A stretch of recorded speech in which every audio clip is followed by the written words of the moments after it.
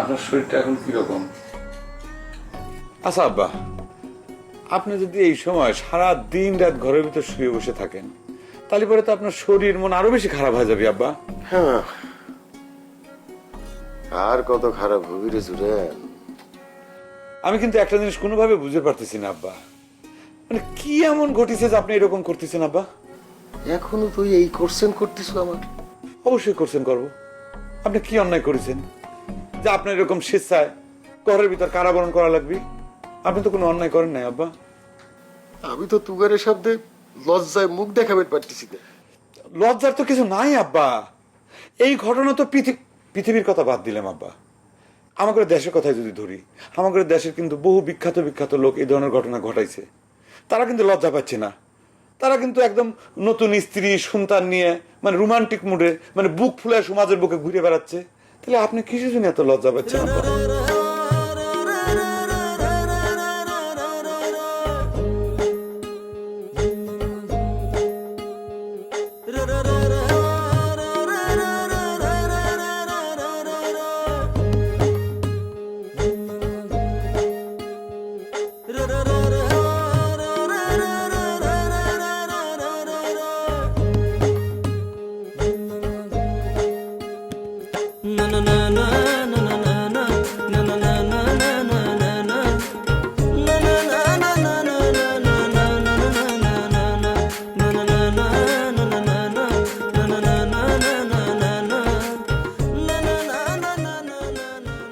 বাবারে, তুগারে আমি কতবার কব, কামটা তো আমি করি নাই।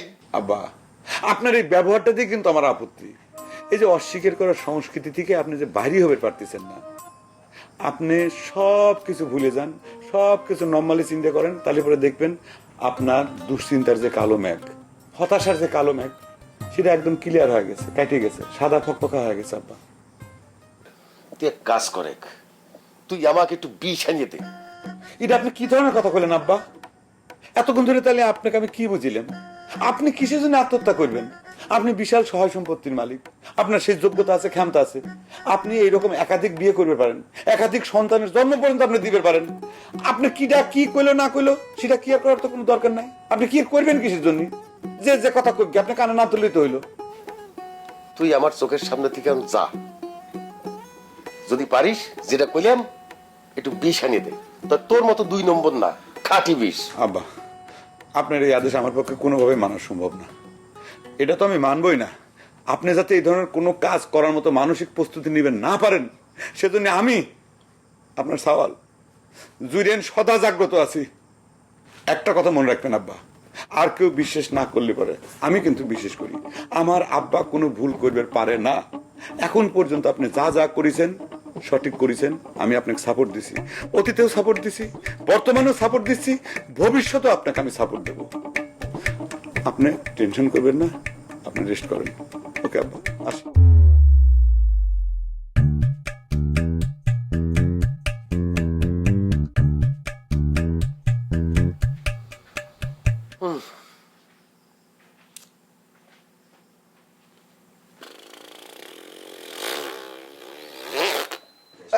এই এই যে এসেছে ভাই, তুই চুরি করিস কলাম? হ্যাঁ, তোর গুটি জানি, তুই আবার মারতেছিস কিসের জন্য?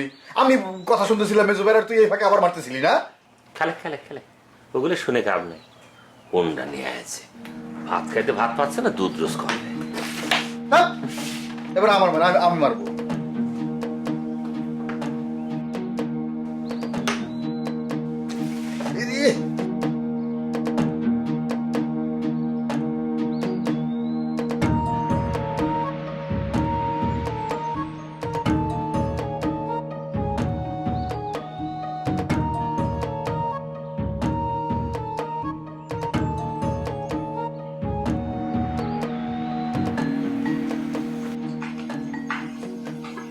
কি জুলকা বেগম, পিলানটা কার? তোমার নাকি তোমার ভাই? কিসের পেলেন? আমার গুম করে ফেলার পিলান। রাতের বেলা ঘুমের মধ্যে কি স্বপ্ন দেখেছিলে নাকি যে উইটা এসে এরকম করে আজারে কথা করছো? কোন রকম আজারে কথা তো আমি করছি না জুলেখা বেগম। 2 ভাই বোন মিলে যুক্তি করে আমাকে মেরে যে গুম করে ফেলার প্ল্যান করতে চাও, আমি কি ঠিক পাই নাই মনে করছাও? দেখো মহিলা, হাত বানায় কথাগুলি কিন্তু মিজাজ খুব গরম হয়ে যায়। মিজাজ গরম করে কোনো লাভ হবে না জুলেখা বেগম। তোমাকে ষড়যন্ত্র করলাম, সব আমার কাছে ধরা খাইয়া গেছে। কি ধরা পড়ে যাচ্ছে? এই যে এই ধরনের আজারে কথাগুলি কিন্তু খুব খারাপ হয়ে যাবি। তোমার যা মনে চায় তুমি কিন্তু তাই করে বেড়াচ্ছ। আমার যা মনে চায় তাই তো করবো না? আমি হলাম কি এই বাড়ির মালিকের বউ, এই বাড়ির সবকিছু তো আমার মন মতো হওয়া উচিত, তাই না? তাই বলে তোমরা আমার উপর হিংসা করে আমাকে মারে গুম করে ফেলার প্ল্যান করবা? এই দেখো, তুমি কিন্তু আবারও আজারে কথা করছো। তোমার এই কথা কিন্তু প্রমাণ দেওয়া লাগবে, আর প্রমাণ যদি দিবার না পারো তাহলে কিন্তু তোমার খবর আছে।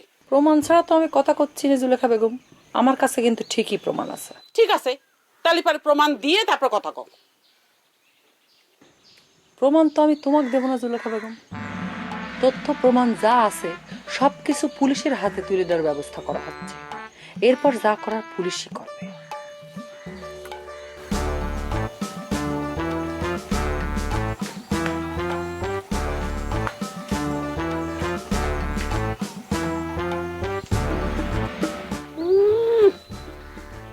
হাটে বাটে একেবারে উপসে পড়তেছে।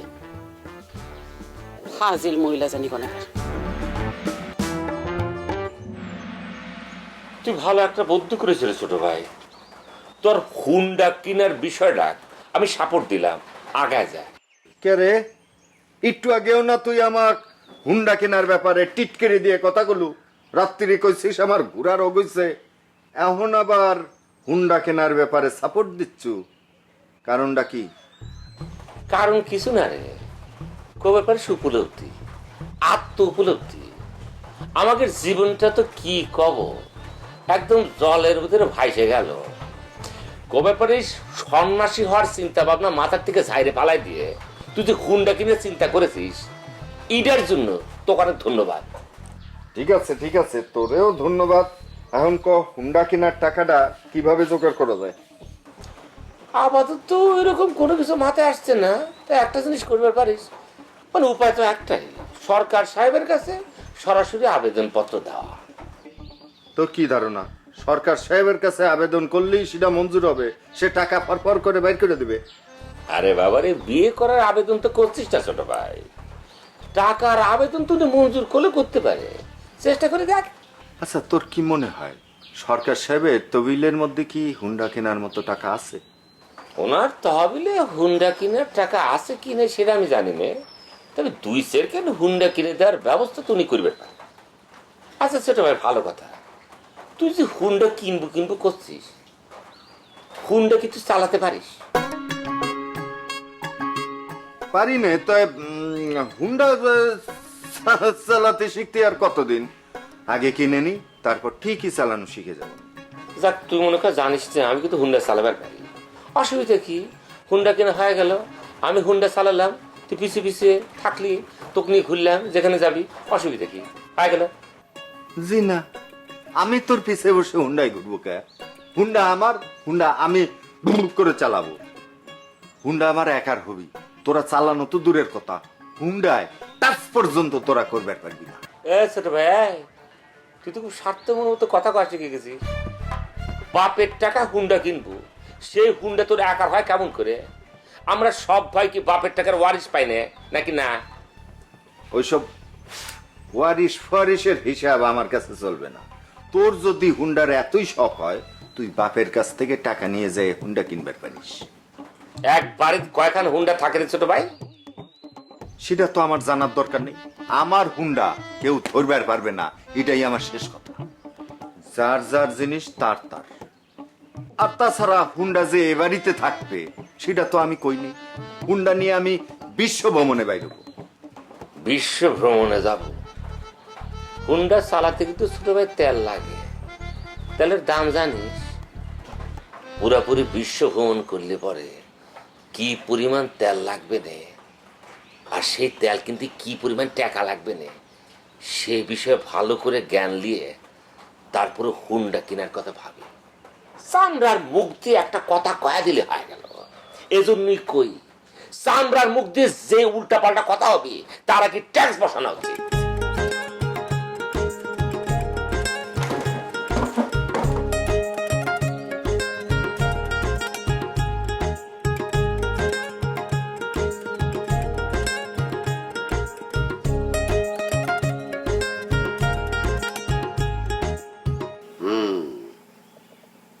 সিদ্ধান্তটা কি তুমি একা নিছাও না সব ভাই মিলে নিছেন? আব্বা আমি সব ভাই আহ্বান করেছিলাম, কিন্তু কেউ আমার ডাকে সাড়া দেয় নাই। আমি একলাই, ওই যে কথা আছে না আব্বা, যদি তোর ডাক শুনে কেউ না আইসে তাহলে করে একলা চলো রে। তো সিদ্ধান্ত যখন নিয়েই ফেলাইছাও, আমার কাছে আইসো কি জন্য? ওই যে আপনাকে অবগত করা আর আপনার কাছ থেকে বিদায় নেওয়া। ঠিক আছে, আমি অবগত হইলাম। এত বড় একটা সিদ্ধান্তর কথা শুনেও আপনি কিছু করবেন না আব্বা? তাহলে কি ধরে নেবো যে আপনি চাচ্ছেন যে আমরা সব ভাই মিলে সরকার বাড়িতে চলে যাই? আমার চাও না চাও হয়তো কিছু আসে যায় না, তোমরা যা খুশি করবে পারো। এত বছর পর এসে আপনি এ কথা কইলেন আব্বা? হ্যাঁ, যৌবন যখন শেষ তখন আপনি এসে কইতেছেন যে তোমাকে যা খুশি তাই কইবার পারো। হ্যাঁ? এটা কি একটা বাপের মতন কথা হলো আব্বা? বাপের মতো কথা যদি না মনে হয় তাহলে মনে করো তোমাদের বাপ মরিয়ে গেছে। আব্বা সেটা যদি মনে করে থাকি তাহলে তো মনে করেন যে অনেক বড় বড় সিদ্ধান্ত চোখের সামনে চলে আসবে। নিয়ে ফেলাও, বড় সিদ্ধান্ত নীতি মানা করছি কেটা? ঠিক আছে আব্বা, তাহলে বিয়ের সিদ্ধান্ত দিয়েই শুরু করলাম। হ্যাঁ, আমরা সব ভাই মিলে সিদ্ধান্ত নিয়ে ফেলাইলাম যে আমরা বিয়ে করে ফেলাবো।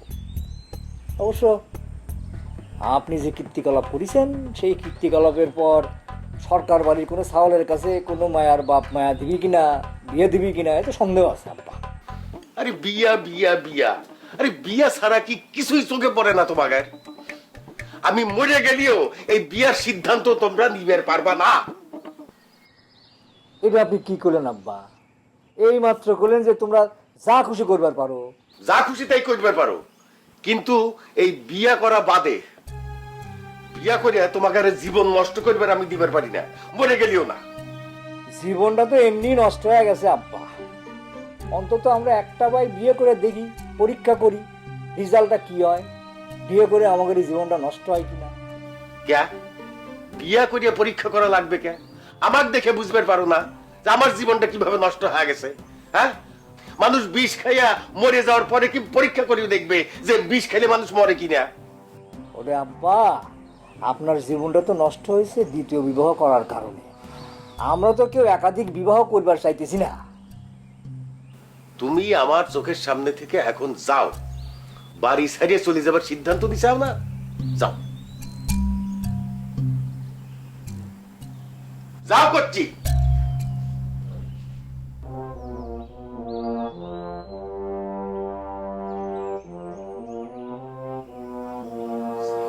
নিয়ে যে কি একটা জ্বালায় বললাম।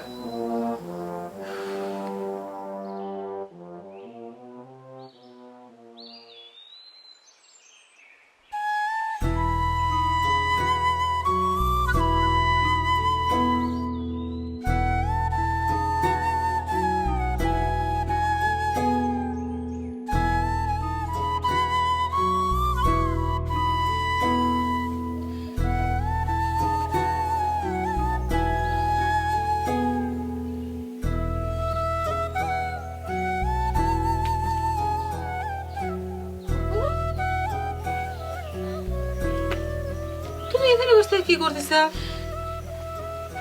আল্লাহ, তুমি কাঁদতেছ কে? কি হয়েছে?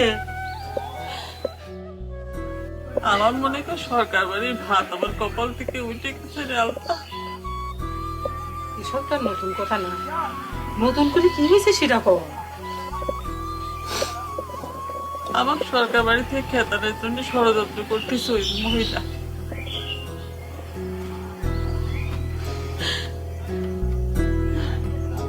কি হয়েছে কি খুলে কবে তো আমার? আমি নাকি ওই মহিলাকে মাইরে ফেলার প্ল্যান করেছি। সকালবেলা উঠে এসে আমাকে ধরে এসে কি না কথা কইলো। আচ্ছা বুঝলাম তুমি না হয় তাকে মাইরে ফেলানোর প্ল্যান করেছাবি, কিন্তু সেই কথাটা তার কাছে যায় ফাঁস করলো কিনা? সেটাই তো কথা। তাকে আমি কইলাম যে প্রমাণ যদি থাকেই থাকে তাহলে সেটা দেখাও। সে করলে যে প্রমাণ তোমাকে দেখাতে কোনো লাভ নাই, সে নাকি পুলিশের হাতে দিবি। তোমার গুণধর ভাইকে এসব কথাবার্তা কইছেও নাকি? ভাইয়ের কাছে আমি কিছুই কইনি, তা কয়ে কোনো লাভ নেই, সেটা আমি জানি। সে আমার সামনে কয় এক কথা আর কাম করে তার উল্টো।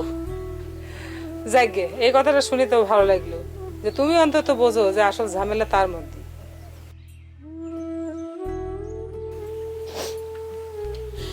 জায়গারে আলতা যা খুশি তাই করুক। ভাইজান বিয়ে করেছে, তার বউ চাল পাল নিয়ে সে সুখে সংসার করুক। আমি আর ওই বাড়িতে যাব না। ফুবু, তোমার ভাই বিয়ে করে সুখে সংসার করবি এই স্বপ্ন দেখা বৃথা। সরকার চাচা বিয়ে করে সরকার বাড়ির সুখ শান্তি সব চুলিয়ে গেছে, মাত্র তো কেবল শুরু হয়েছে।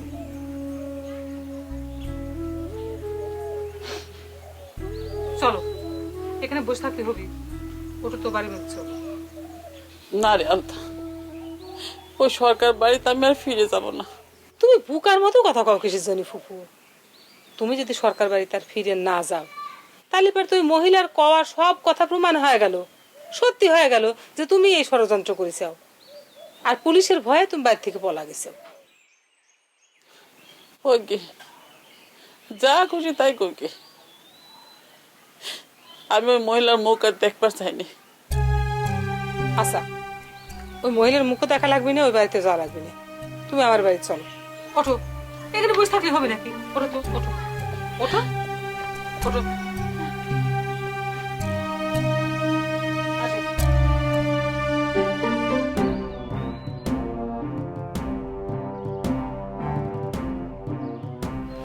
আচ্ছা ছোট আমি স্বপ্নের মধ্যে আপনি যারা মুখ বাজে নিয়ে যাচ্ছিল, তা করে কাউকে আপনি চিনতে পারছেন? কিরম কথা কষ্ট জুরেন, তাকে আমি কিভাবে চিন? তাকে সব তো মুখ বাঁধা ছিল। আপনি কোনো চিন্তা করবেন না তো ছোট আমি, আমার মনে হয় না যে এই স্বপ্নটা কোনোদিন সত্যি হবে। সেটা আমি কভার পারবো না জুরেন, আমার কিচ্ছু ভালো ঠেকতেছে না। আমি এই বাড়িতে আসার পরের থেকে তোমার ফুপু আমার সাথে পায়ে পায়ে শত্রুতা করতেছে, যে কোনো মুহূর্তে এই ধরনের ঘটনা ঘটে যেতে পারে। তারা যে মনে মনে আমাকে মেরে ফেলার প্ল্যান করতেছে সেটা আমি ঠিকই টের পাচ্ছি। ও ছোট আমি মনে মনে চিন্তা করে কোনো লাভ নাই, আমার বাপের পক্ষে কোনোভাবে এই ঘটনা ঘটানো সম্ভব না। কে আপনাকে আমি কইছিলাম না ছোট আমি যে আমার আব্বা একবার মুরগি জবদিবের যায় নিজে ফিট হয়ে গেছিল। বুকার মতো কথা কাজ জুরেন, তোমার বাপটা যদি এই কাজটা করতে চায় তাহলে কি সে নিজের হাতে করবি? একটা লোক ভাড়া করে এই কাজটা করানো কি খুব অসম্ভব কিছু? হ্যাঁ, কেন তোমার মনে নেই তোমার বাপ যে একই ঘটনা ঘটানোর জন্য ভূত ঠিক করার প্ল্যান করতেছিল, ভুলে গেছ? ও ছোট আমি একদম না, আমি কোনো কিছু কোনোদিন ভুলি না। আমি তো এই ঘটনা শোনার পর আমি অ্যাকশনে চলে গেছিলাম। আমি ওই কবিরাজে ডাইকে ধরে নিয়ে তাকে ডাইরেক্ট থ্রেট করে দিছি যে আমার ছোট আম্মির যদি কোনো রকম কোনো ক্ষতি হয় তাহলে পরে তোমার বিরুদ্ধে কিন্তু আমি মার্ডার কেস করে দেবো। এবং সে তো আমার পা ধরে মানে মাপ চাইছে। ভূত তো তুমি ঠেকাবার পারিছে জুরেন, কিন্তু মানুষ কি করে ঠেকাবার পারবা আমি তো এটাই বুঝতেছি না। স্বপ্নটার কথা মনে হলেই পরে আমার এখনো ভয়ে বুকটা একেবারে শুকিয়ে আসে। আমার উপর ভরসা রাখেন ছোট আম্মি, আমি সদা জাগ্রত আছি। এই সরকার বাড়ি তথা আশেপাশে কিটা কোন জায়গা যাচ্ছে না যাচ্ছে কি করতেছে সমস্ত ঘটনা সমস্ত লোকজন মানুষ কিন্তু আমার নজরদারিতে আছে, এটা খালি মনে রাখবেন।